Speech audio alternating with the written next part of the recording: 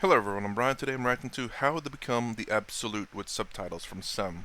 So I couldn't find his thumbnail, but if you do look it up, it has a very Matrixy vibe. It's green and has Tsem's face, so it's very Matrix-like green and has Tsem's face, but the face is also green and in the letters. So let's go ahead and get started. So how to become the absolute. I'm kind of curious. Hopefully, he can explain it very well without needing too much, how to say, too much information from the particular philosophy or way of life that he follows.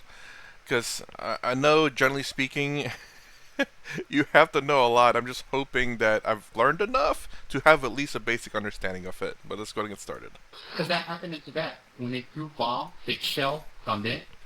Someone sat there in meditation and they puja to their shit. Until the monks all sleep out of Gambit. You can read it directly. It's all over. All three walls fell. The wall behind them stood. Everything fell. And you did their shit puja. Until the monks were safely out of the monks. And the fumes from the shell, the toxic fumes, Rinpoche agreed it. He accepted it. And his voice became hoarse. And his voice has been hoarse his whole life. Although it's still beautiful, I didn't even know it was hoarse, but it's definitely hoarse. He agreed with the fumes. But Kevin he single-handedly stayed in Gambit and did the repulsion puja of Rinpoche. The whole fact hot until the monks missed. That is well documented. He accepted the hunt. He accepted it with his hand of compass. Oh yes, you can read it hardly. The great invention that incarnation I'm sorry, great invention that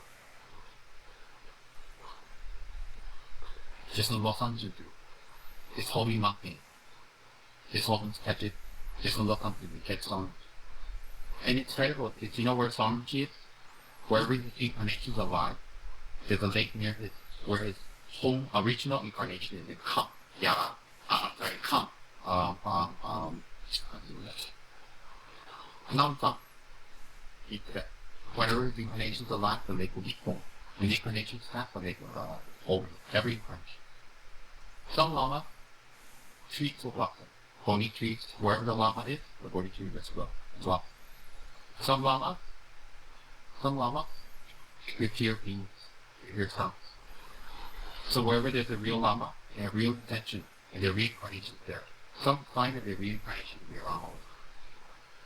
Tree is very common, I don't know why. Bony tree will be very, very common. Where the lama is, naturally bony tree will grow on. So always. It's very well documented, even lamas on Buddha speaks. But it was a white sandalwood, bony tree. So, what happened? He's on the absolute level. No karma is to be made. On a relative level, that's to purify. But even when we purify, are we really purifying? Because of our attitude. Interesting. So this is very similar to again Advaita Vedanta, where your true self, there's no such thing as karma. You don't generate good or bad karma at all. Once you are enlightened, your true self doesn't. Even if you're not enlightened.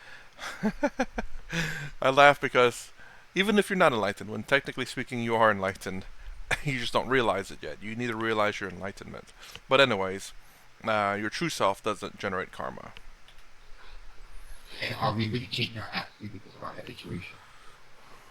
So every time, so this habituation is measured or help kept in check for ourselves from an absolute level to a relative level. It manifests in vows.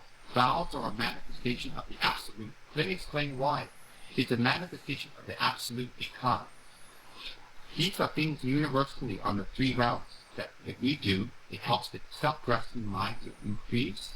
If we don't do it, it makes self-grasping mind decrease. Love, thought, self, decrease, increase. So it's absolute why these rules are applicable anywhere, any planet, any universe. So that's why absolute actually means Chara, all pervading. All breathing. So that's why absolute, there is no maybe.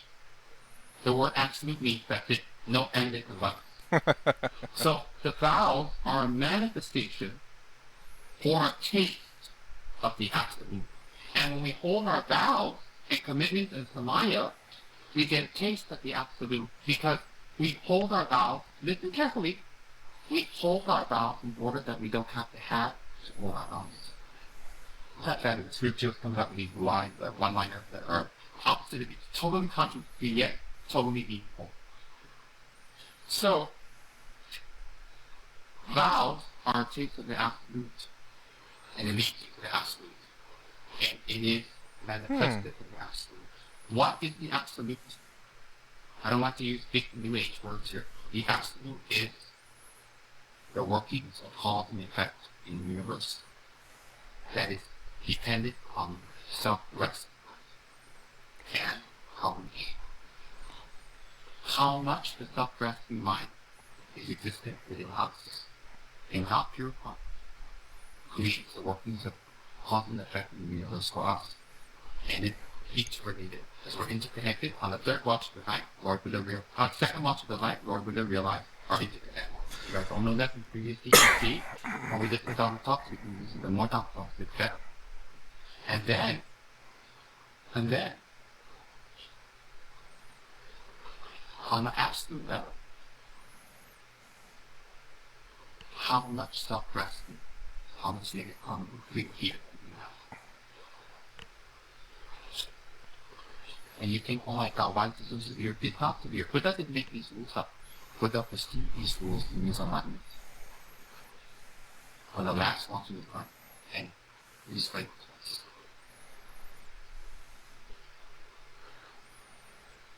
isn't that incredible? So the vows are blips of the absolute. You take vows in order you don't like hold vows anymore. Why? When you hold your vows so well, you feel absolute.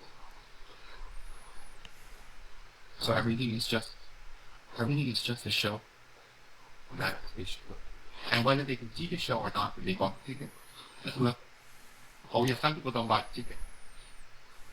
The ticket of the sick part of the ticket of Guru devotion. The ticket of practice. Some people don't even buy the ticket. Some people buy the ticket for people at the theater. Some people lose their ticket. Some people arrive at the ticket late. Some people go to the show and they look at it, they don't understand what's going on. Well, only if it's a butterfly, somebody will understand that. Oh yeah, isn't that incredible? The audio is as it is. Obviously, I didn't modify it. First time watching it anyway, as I record. Huh. So interesting. It's been a little bit since I've heard a bit more of explanation about Tibetan Buddhism. Maybe I need to watch that first to have a better understanding. But is it Swami Sarvapananda explained it a little bit about, if I remember correctly, I could be wrong here, that there is nothing, and the thing that keeps going on and on is cause and effect in a sense. And it's also our samsara or something about us that moves from body to body, which causes reincarnation. I don't know if Tibetan Buddhism, has like a way of release of the reincarnation. I'm sure there is probably. Maybe there's not. I don't know. I honestly don't know. But obviously, well, again, I say obviously, but there is this thing that goes between the bodies that is a transfer of whatever is in this body to the next. It seems very similar to like cause and effect, but I think there's a little bit more to it. It has, again, I think there's only one video that explained it, and I'm trying to recollect it. It's been a while. But anyways, I guess it's the karma that's been built up on us as well. And this is the reason why you need merits, and you need to reduce your bad karma. Excuse me. And I believe that's what he was talking about in terms of the absolute as well. So when we talk about esoteric practices, the absolute, very few people will attempt, very few people can attempt, very few people will make it. And the few people who make it, very few will understand, and very few who do that will be a practice. And that is the rarity of enlightenment in the Buddha. And that's why we so review. So when we look back in our lives now, how should we actually practice? Don't look at the retreats of that. Don't look at, the mantras you've done and whatever you've given the money, all that. Don't look at that. Look at how much your self-grasping mind has produced.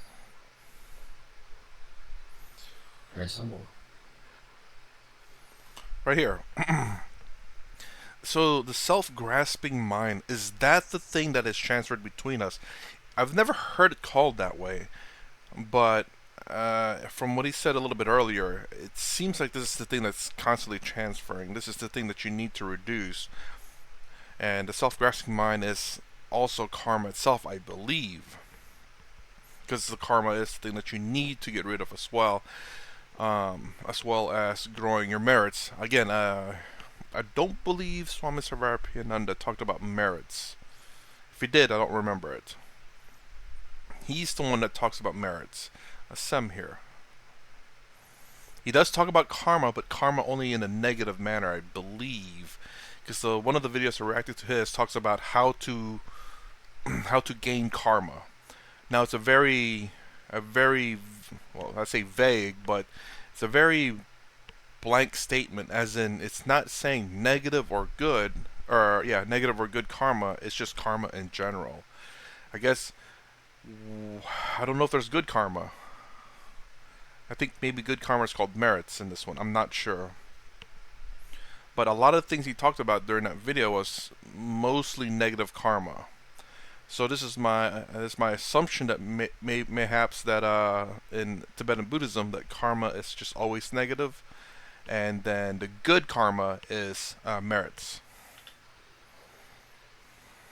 So, I'm not telling you something to criticise you. I'm telling you the truth. I'm not telling you something for you to feel bad and guilty about. I'm telling you real practice. I'm not telling you anything that is to hurt you, but it is to help. Because somebody has to be in your private life. Somebody will put themselves in your private life to help you. There's something more that actually would not very quickly. Questions? Why the all get activated and then the self and knows itself and That's a very good question. What is that in Buddha's teaching? Oh, I'm going to rewind that. That went really quick. How did it all get started? Why did it all get activated? Oh, okay. Questions? Why the all get activated and then the self and knows itself and That's a very good question. What is that in Buddha's teaching at our level is that there's no beginning but there's an end. Meaning that it is so distant and so far that we've been living like this, is that there's no beginning. So he's telling us like this, don't deal with that at this point. Deal with the fact that there is an end. That's what he's saying. Good question. But a lot of people can't accept that yet. No. Questions? Very distant, very far. It's like, tell me the atoms that exist in the ocean. Do you think anybody has found that? Yeah. It's beyond mathematics. Tell me the amount of atoms that exist in all the universes, and I'll tell you when the first one exists. It's beyond comprehension. Keep on. Only the enlightened Buddha can talk to another fully enlightened Buddha and converse and understand. We're not at that level yet. So that's a small mystery word. So if you want to talk about that, you have to have the mind to comprehend. If you want to talk about physics, you have to be a physics professor. Or there's no level. No grounding. Okay.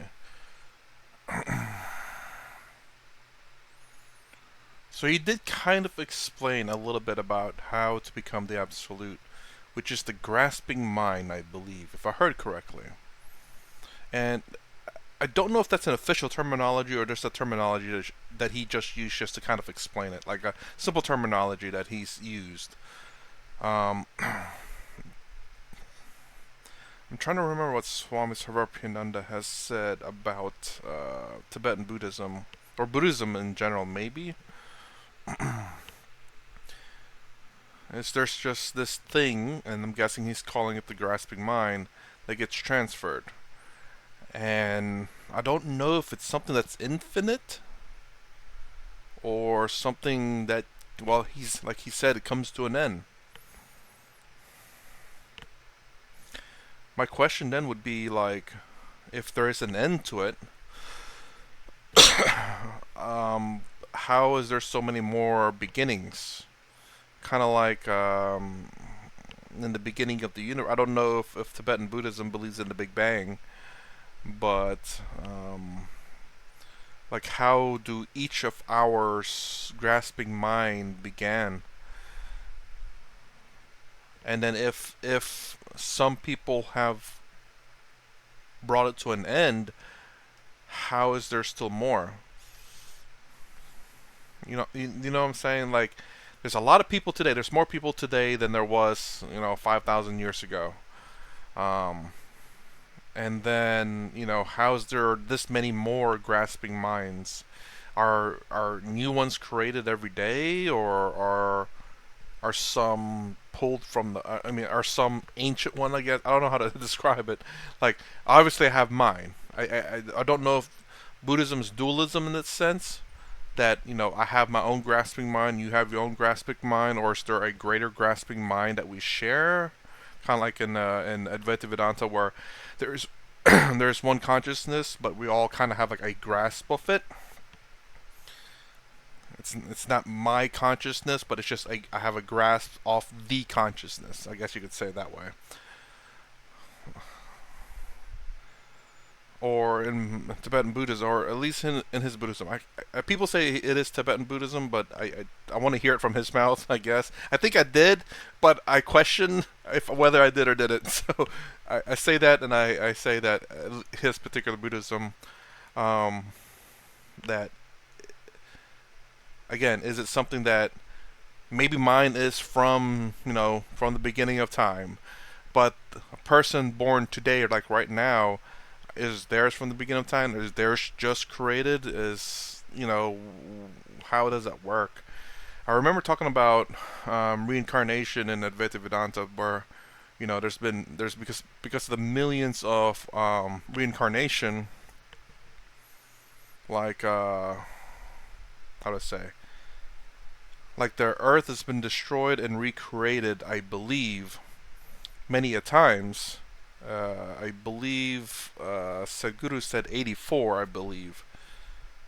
84? Was it 84? Anyway, it's been done a number of times that the karma that comes into our bodies can come from a previous Big Bang. So there I could see it making sense.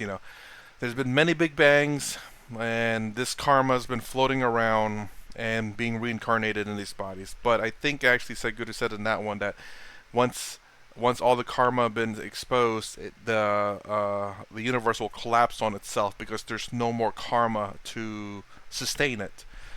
Once karma is generated again, I believe that's when the Big Bang occurs again. So this stuff I've only heard like once or twice, so I'm trying to recollect them, and I don't know if you've heard it or not. You can reinforce what I thought I remember hearing. Anyways, let me know, what is this grasping mind? Is that the thing that goes between the bodies? Like, once this body's dead, my grasping mind moves to another body? Is that also very similar to karma as well? And also, is karma in his particular Buddhism, is that only bad, and merits are only good? But they're like merit is like good karma? Let me know. Anyways, some more actions on how to become the absolute. If you like my content, please consider subscribing. Thumbs up, thumbs down below. Thanks for watching. I will see you in the next vid.